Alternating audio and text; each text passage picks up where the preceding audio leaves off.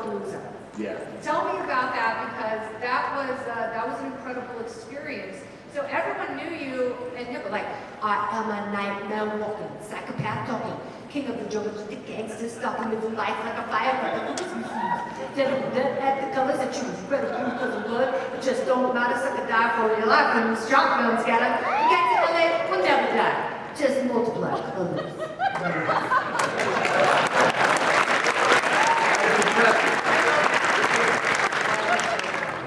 You wrote that. Yeah. So people knew you as Ice-T, the hip-hop legend, but then you burst onto the scene with Body Count. So tell me about that, Alicia.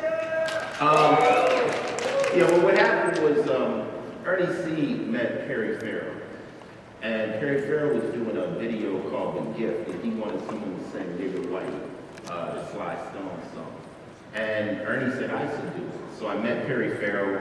We sung the song, Don't Call Me Nigger Whitey, for his video. And then Perry said, I'm doing a festival called Lollapalooza with you. So for those of you who don't know, Perry Farrell is the founding member of Jane's Addiction. Yeah. And he also created the Lollapalooza Festival, which used to travel all over the place. Now it's basically in two places, Chicago and I believe Brazil. But at the time there was nothing like it. So he imagined what this life, this experience could be for music fans, and he wanted to expand the genres beyond rock or alternative. Right. They wanted to do something that was like the European festivals, like the Leeds Festival, the Reading Festival. That had a, we had back in the days, what was the big Woodstock? But we weren't familiar with having an eclectic festival. So on that festival it was Butthole Surfers, Rollins Band, Nine Inch Nails. Rollins Band, Nine Inch Nails, Susie the Banshees, Living Color, Jane's Addiction, and he booked me as a rapper. And when he told me to do the rap, I said, well, how long do I have? He said, you have 60 minutes. So I decided to split my set, and I did half rap, and I debuted Body Count at Lollapalooza. No one knew it was coming. And I was a part at the end of the show where I said, after rapping, I said, I'm going to prove to you that rock has nothing to do with color. It's a state of mind. And we transferred into BC and just blew everybody away. It was amazing. I've never seen anything like it. I didn't know it was coming. I was in the audience, and it was like, there goes the neighborhood. I'm like, Daddy, let the neighborhood go. This is awesome. But I felt like that was like a really transcendent moment in music. We just came off tour. I just came off tour last week. Toured Europe. We played for over 1 million people. And Body Count has a new album coming out called Merciless. So we're still going 30 years later. I just saw the Foo Fighters in London, and they played for 80,000 fans, and Taylor Swift was playing the same night for 88,000 fans. But it gave me such hope that rock and roll music is still very much alive. Europeans and the British, they respect live music a lot more than us, and when we go across the pond, so to speak, they really show out. So that's why you see a lot of American bands spending a lot of time overseas, because you get those huge audiences. Here, you've got a couple of, what's the one they have? Coachella. Yeah, Coachella is kind of like desert. Instagram. That's all they do. It's like Instagram influencers that go and wear like tie-dye bikinis. And Yeah, that's not that cool. it was great for a few years. Like, it's in the desert, which is always weird. Rover Norquist, who spoke here, he loves Burning Man. Yeah. And, Burning Man seems more raw. Burning Man seems more raw. Coachella, I just said that. This is Ice-T. I would never get invited to Coachella. It sucks anyway, so. I saw Ice Cube in 1993 backstage at the MTV Movie Awards, and I was so excited. I said, Ice-T! And he looked at me and he gave me a look. Are you guys friends? Yeah, I got a rhyme. I say every day on the street somebody calls me Cube. I tell them that's my homeboy, but it's Ice-T, dude. Does he have come back? I don't know, but we get called, fortunately we're both friends. Yeah. So tell me about hooking up with Jello Biafra. So Jello Biafra, for those of you who might know or might not know, the lead singer of the Dead Kennedys, which was like Holiday in Cambodia, like really great East Bay punk rock. And so Jello Biafra is one of those people, along with Frank Zappa and Twisted Sister guy, who were really pushing back against the Parents Music Resource Center. And that was Tipper Gore, whose husband Albert, was a senator at the time. Was part of this group of fussy ladies who were like, we're kind of bored. We want to make sure that we label all the music and the government labels all this smut.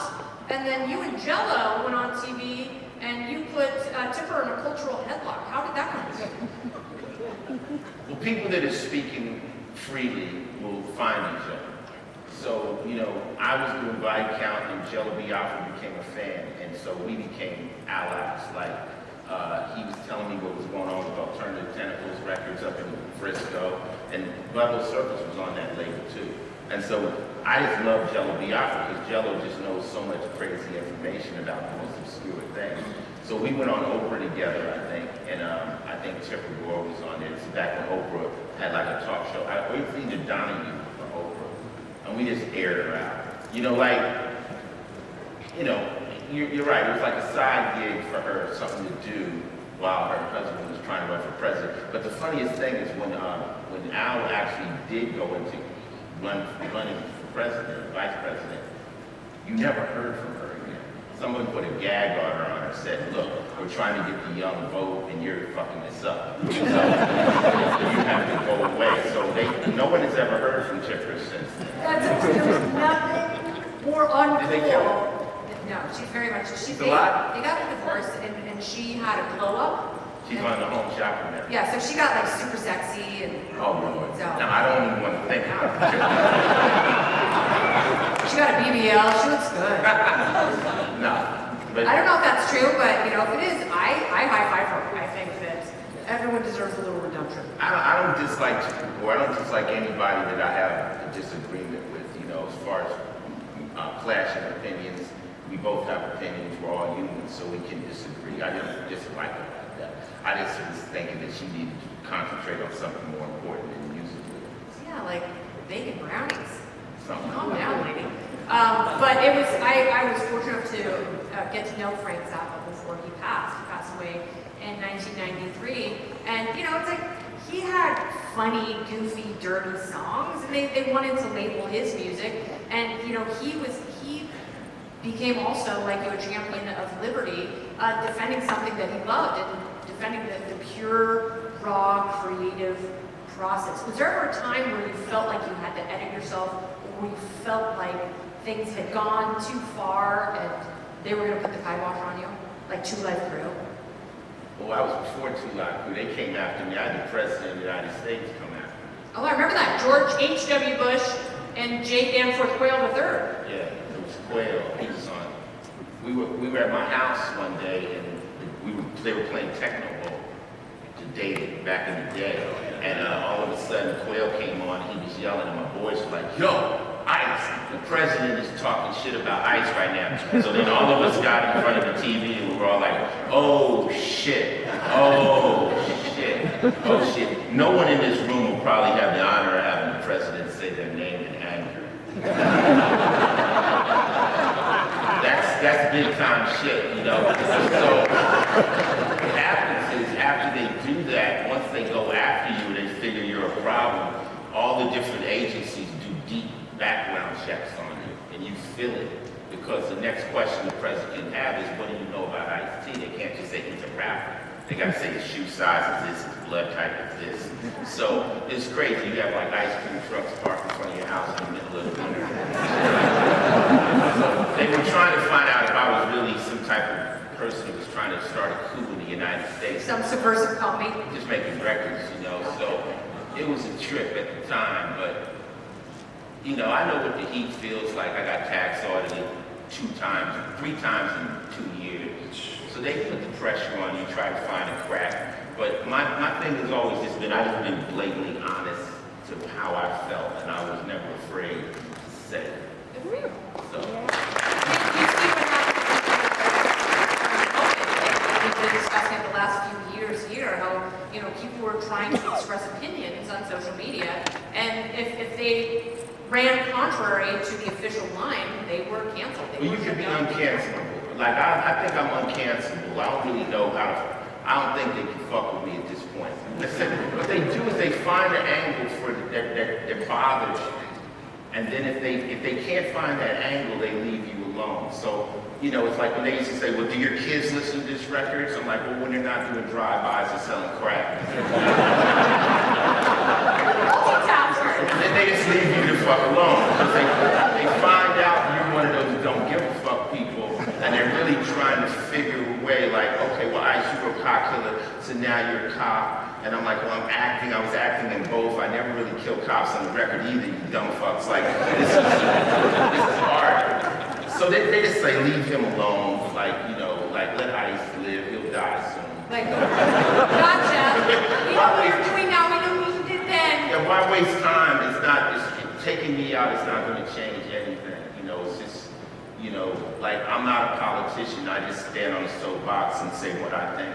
And I like it like that. Well, you don't even have to make sense now if you want to be a politician. That's what's so exciting about this chaotic time. Like, you can talk to dead people, you can mislabel things, you can call, you know, the president of Ukraine Vladimir Putin, and, you know, people will, by and large, high-five you. I mean, you could run for president now and probably win. No, I tell people, like, people say you should get in politics. I say I got out of crime.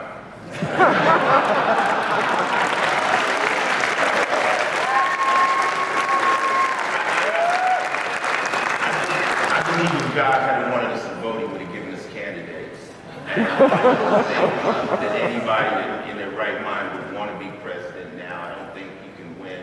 I think, you know, I don't know. I'm not a Republican or Democrat. I think Trump's a super con artist. I'm a criminal. I know one when I see one. And I mean, Biden can sneeze and die. It's true. I mean, there's those who speculate you might actually already be dead. Kind of like fuck, you know. I mean, I wish The Rock or somebody would run, somebody that, you know, can do a push-up. They floated him as a potential candidate for a while. So what do you think about people like Oprah Winfrey or The Rock or, you know, people who come from an entertainment background? Are they the only ones who can kind of bring the world together? I don't know. I don't even think the presidency is really a valid position anymore. I think that, you know, it's run by Congress, Senate, all this other stuff.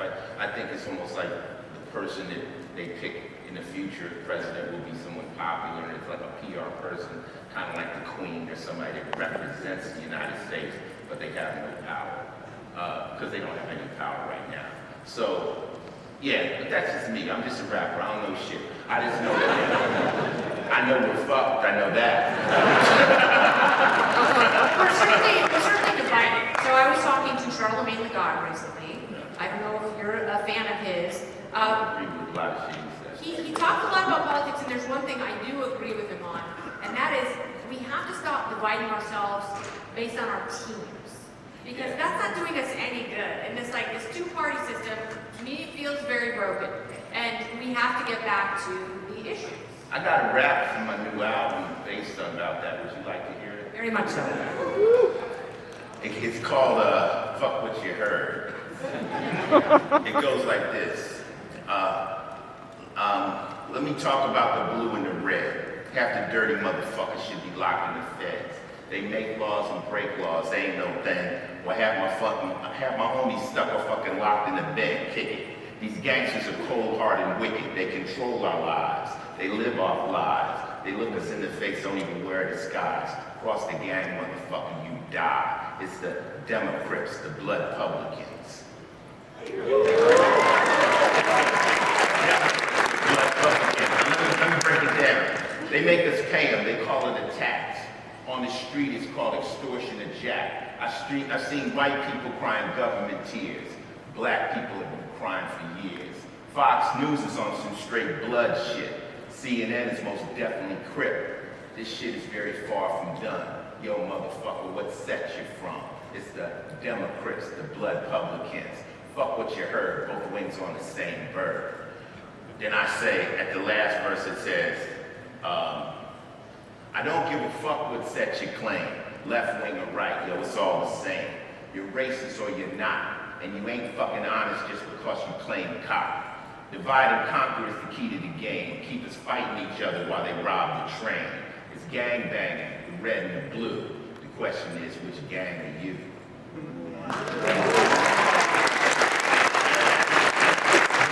The reason I'm breaking into gang banging, not that the Democrats happen to wear blue and the Republicans happen to wear red, is that to pick a party, you have to ride with them like a gang. So if I'm a Democrat, I gotta go along with everything the Democrats say, or I'm not in the gang. If you're a Republican, you gotta rock with every fucking thing they say. And how many of us actually rock with everything the gang stands by? But you have to be in this gang. So it's gang mentality, and that's got us fucked up. It's because you can't be partial to one or the other. You have to just rock with what the gang preaches. And I'm from South Central, I understand gang mentality. So that's what it is. It feels like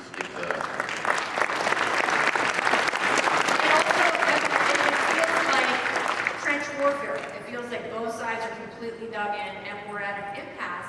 So I'm a big fan of multi-party system. Not necessarily three-party because I don't think there's any one party who can come in and challenge Republicans and Democrats. Do you believe in a multi-party system or it's possible, but it's just like you say, it's entrenched. Yes. It's entrenched. How long have we had this two-party system? How long? Since 1899. 1899, so a couple, 100 years. How many years is that? 200 years. So it might take 200 years to get out. I don't know. Why ask me some rap shit?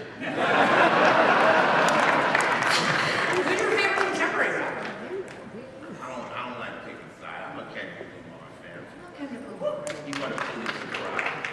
But you know, I don't know. I mean, you guys, this is a freedom fest, so everybody's thinking freely. I think the future will be a master computer that will make all decisions, and that's how we'll judge. Like everybody will have their own way that we can vote from home, and that's my daughter's life. And the computer will say this is law, this can change. But then that computer can be hacked. Right. But then humans can be hacked. So We get Neuralink chips. we're fucked. Has anybody ever seen a movie about the future where it was happy? I mean, the Truman Show ends pretty well because he gets out of it, but I do feel like we're in a computer simulation. I feel like, it's like I thought about this moment when I was a freshman in high school, and here we are. Yeah, I'm just trying to make it from Dunkin' Donut to Dunkin' Donut. You know what I'm saying? I've figured it out, and I just really, all the great philosophers go insane, so I stopped trying to think. That's a good way to live. It's actually not a bad way to go. So tell me about your time in the Army. Yeah, I did 4 years in 25th ID. I went in I had got my daughter. I was going to have a daughter, and I decided to try to do something right, and I ended up in 25th Infantry, Schofield Barracks. I never went downrange. I never went to war, so I just trained. How did it inform how you felt about paramilitary establishment? It's dangerous as fuck, as far as being in the Army, you're gonna go fight. I don't know, I did like half in, half out. I was pretty much hardcore, going for it. I don't even know, I went in it as a way to try to get out of trouble, but I remember one time I had Did it work? Yeah, it did, but I had this moment in my life. I had a sergeant who was a ranger, and he stood in my face and told me, my last name's Marrow, M-A-R-R-O-W. He said, "You're here because you can't make it in civilian life." I'm like, wow, that's fucked up. And I had to go back to the barracks and really think it out. So you're telling me being in the Army is a loser? And that's when I decided I wanted to get out. I said, that's a fucked up way of telling somebody something, but I respect people in the military. I respect everybody who served. The ultimate commodity is violence.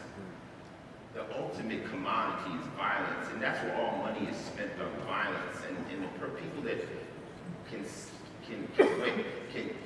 send the most violence are the most powerful. The only reason some of y'all probably wouldn't fuck with me is because you thought I could get you. You think there's a violent part to me. You think there's something about me that puts you off. But if you really break it down, everything is based on violence, and the more violent person has the most power. That's why we can't go get Putin, because he's surrounded by his own violence. And America is based, everything is based around violence. I watch Game of Thrones, that's just all based around violence. So we live in a violent world, and the person with the most violence is in charge. What about the people who want to protect themselves from violence? Do they have the right to do that? I mean, because there are people who, there's an argument that you're absolutely right, the people who have the most guns have the power. Police. But that's why the Second Amendment is great, because we get to protect ourselves.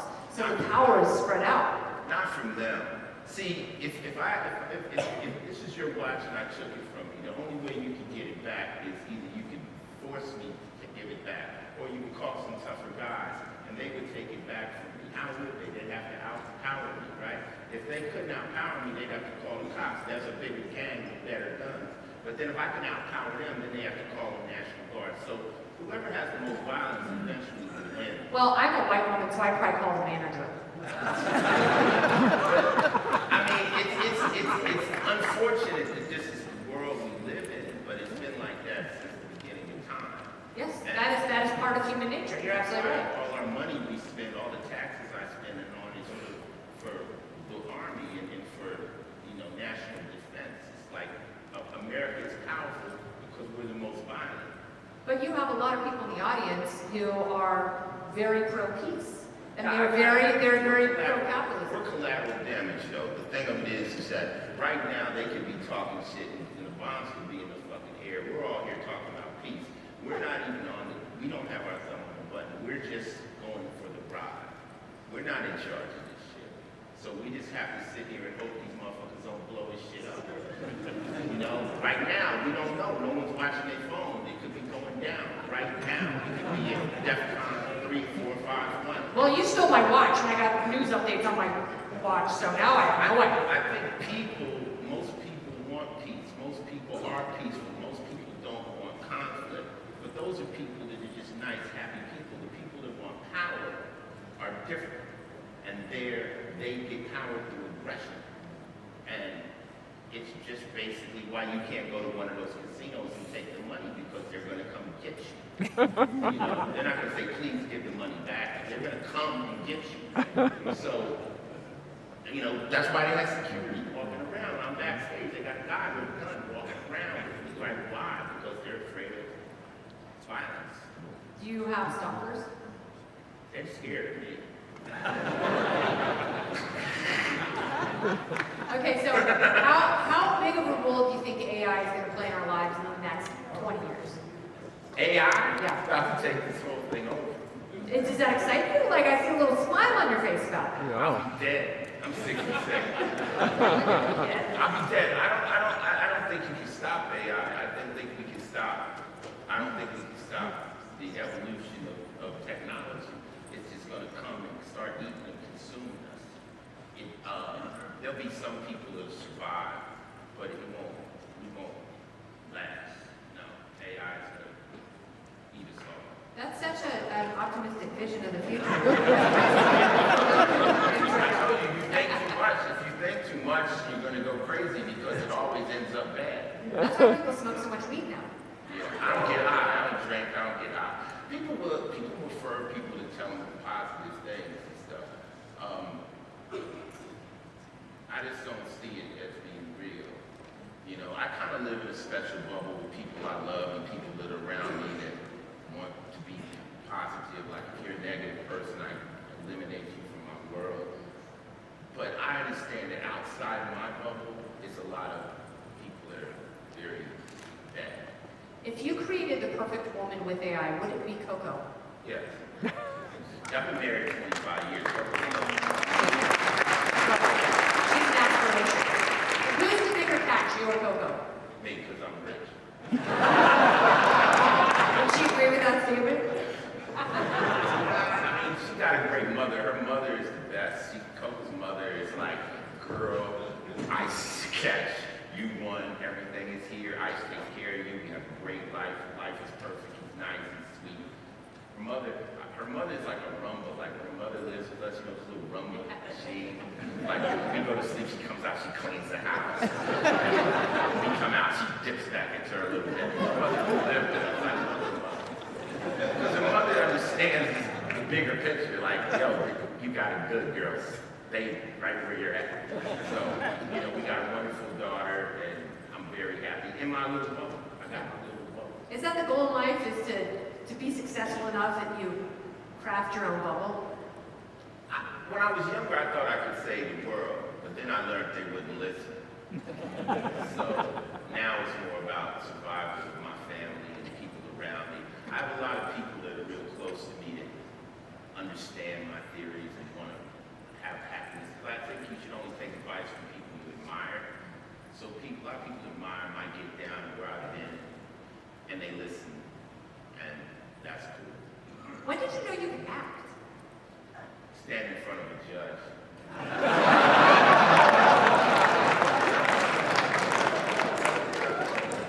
What happened? Shit, all acting is lying convincing. That's all it is. It's, you know, I'm not a fucking police, you know what I'm saying? But I convince y'all. Like, people really think I'm the cops now. They think I can save them or something, but I'm just acting like one because I've had a lot of experience with them. Do you ever talk to people like Ellen Pompeo, who has been on Grey's Anatomy for, I don't know, 20 years? And do you talk about what it's like to be on a long-term show like that? Because, you know, all an actor ever wants is to get cast on a show.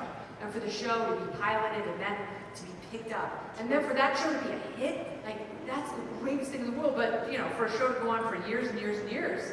To an extent, a lot of actors don't want to play one role forever. So, you know, I was fortunate. I'd done quite a few movies, and I had kind of got that out. I did Johnny Mnemonic, I did Surviving the Game, New Jack City. So I was ready to do television. But a lot of television actors, they want to do other roles. They don't. Mariska's been playing the same role for, excuse me, 25 years. She's a hot pot of coffee. Yeah, she's a wonderful woman too. And she knows she might want to act, she might want to do movies. So there is a thing about being in a successful show. There's also an actor who wants to act out different characters. That's part of being an actor. So, I mean, I'm happy to be there. I mean, we were the longest running show when we hit 21. Now we're on the 26th season, which makes me and Mariska the longest running actors in a continuous role in history.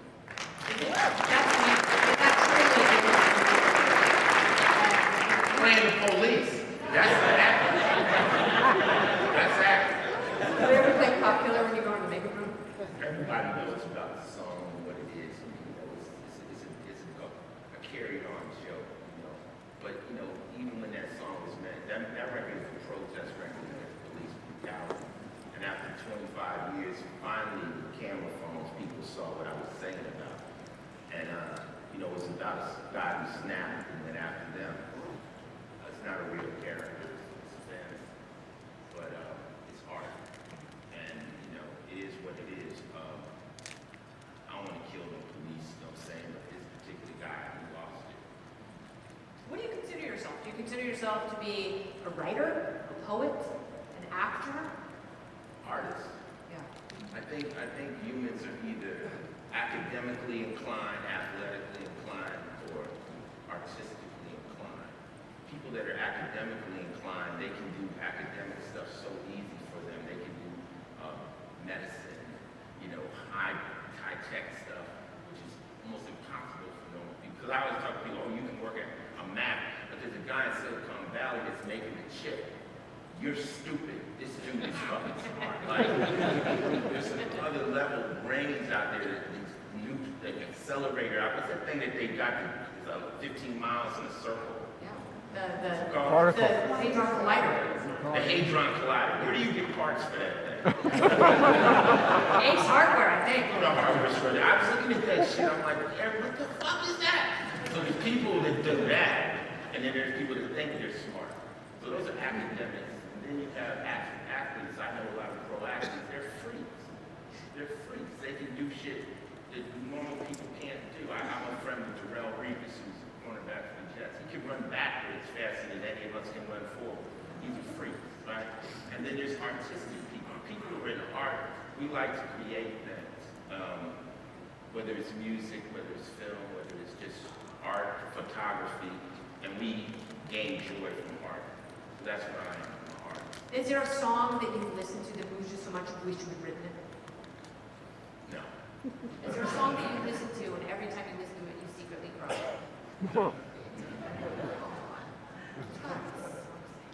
Some answers can be no.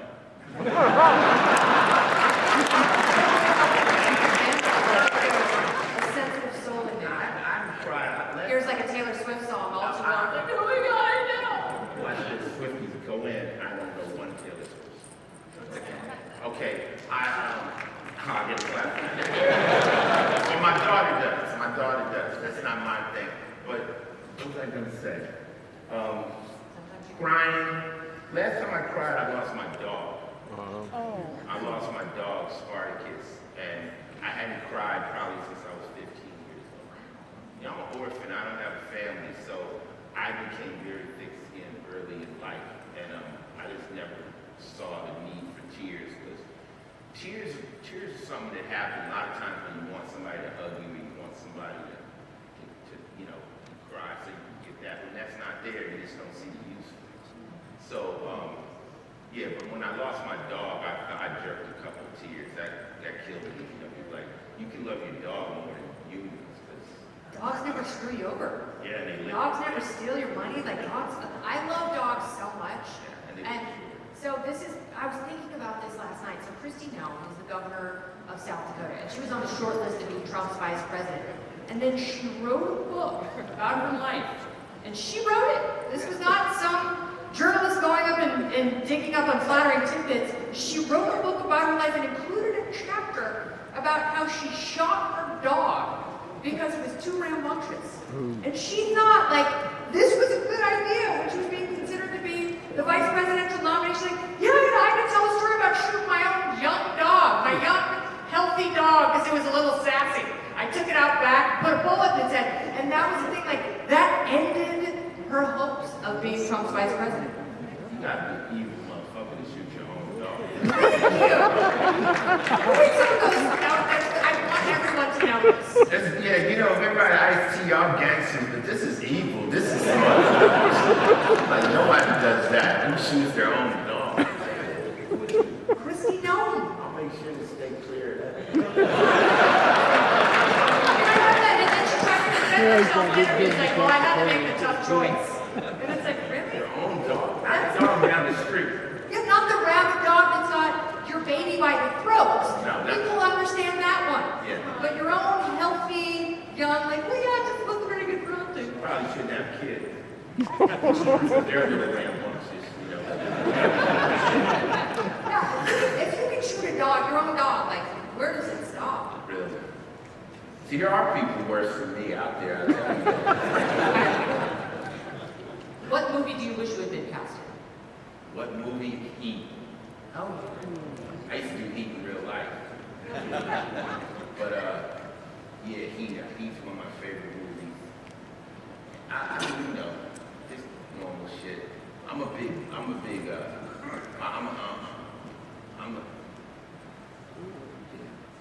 trying to think, who else? I'm the biggest Brad Pitt fan. Really? Yeah, I think Brad Pitt is the shit. He has had so many interesting roles. Like, if you really, like Snatch, where he plays the pikey, that is one of my favorite roles ever. It doesn't ever seem like Brad is acting. It seems like it's just in the movie. Like, he's dope. And any guys that don't like Brad, that's because your girl likes Brad. I never really worried about other guys, you know, because I know I'm the flyest motherfucker in the world. So I never worried, but when Brad Pitt's a fly dude, and like I said, I like how you can go from Fight Club to Legends of the Fall. Oh my gosh, that kills me. His range is crazy, and what I know about him, he seems like he's a good person. I think so. I think that I think he got wrapped up with a crazy woman in Angelina. And now she doesn't let him see his kids. I read these stories and it just drives me crazy. The well, you know, in the She street. carried blood around her, Billy Bob Thornton's blood and a vial around her neck, and she's like, her white mother of the year. We have this term for that in the street, right? Not my bitch, not my concern. That's how I feel. That's his woman, not anymore. That Not nice.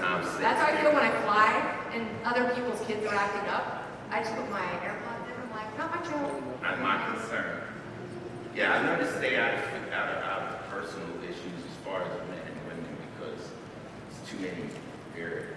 Yeah. And everyone's got those problems. Well, if you know, if your girlfriend wants you to get involved with that fight she's having with her husband, and you pick her side, she's gonna stay with him. Then you're screwed. And he's gonna be looking at you crazy forever. So you just, you know, you always when they say, well, you know, if there's no abuse, I'm sure you're gonna do what you know what to do. That's your man. You'll figure it out and stay the hell out. But that shit, I'll get involved. I mean, it sounds like you could be a therapist, though. Yep. Yeah. You got a few tough love lessons for people. I mean, my shit might be wrong though. You know what I'm saying? That's one thing. You know, I did one of my first books was called The Ice Opinion. Who gives a fuck? An Amazon bestseller. Yeah. And the thing of it is that all we as humans do is have opinions. Like who is right? I don't know.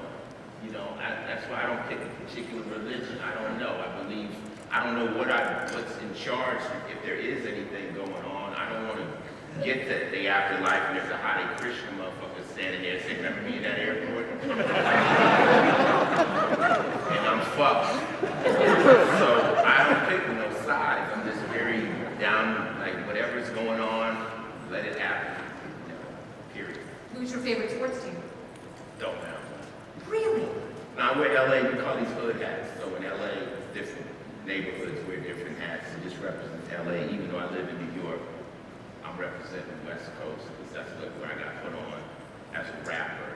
Even though I'm acting and all this, you know, like Queen Latifah stays Queen Latifah, LL Cool J stays, because if it wasn't for hip hop, we wouldn't be in our position. So we never can let that go. So that's why people are like, well, why haven't you changed your name and acting? No, I want people to look at me and say, oh, I like him. And then they say, oh, he's a rapper. Well, I didn't like rap. Well, yes, you do. You know what I'm saying? So that's why we hold on to that. Yeah, very, very transcendent. Don't ever think of it. Don't ever, even though your real name is Abraham Leibowitz, I think of his team.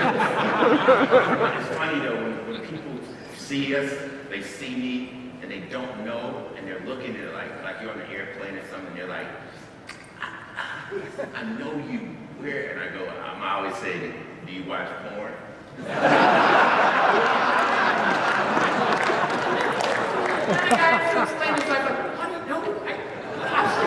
That's my bullshit. If you don't know where, that's why I give you that one. From the mean streets of Van Nuys. Don't shine a black light on his black pants. All right, so we, I spent a lot of time on things.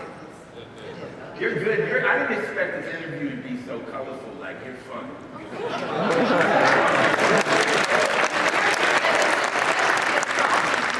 You have such a phenomenally rich history, and you have been, you know, one of those titans of culture throughout so many. It's like Taylor Swift is on her Eras tour. She cannot hold a candle to the things that you've done and seen and experienced and expressed. Thank you. I mean, I just always just try to be honest. And it's funny for me is like when I just start telling the truth and what I felt, honestly, it became like a brand. You know, like, oh, put Ice-T here because he'll tell the truth. So when that become a brand, I'm like, this is the easiest shit in the world. Like, there must be so much fakeness going on that being honest can become a brand. Think about that. New commodity. It's a new commodity, so I just told y'all the truth. All right, well, he's your favorite beverage, your favorite hip-hop artist, and your favorite actor. Let's give it up for Ice-T.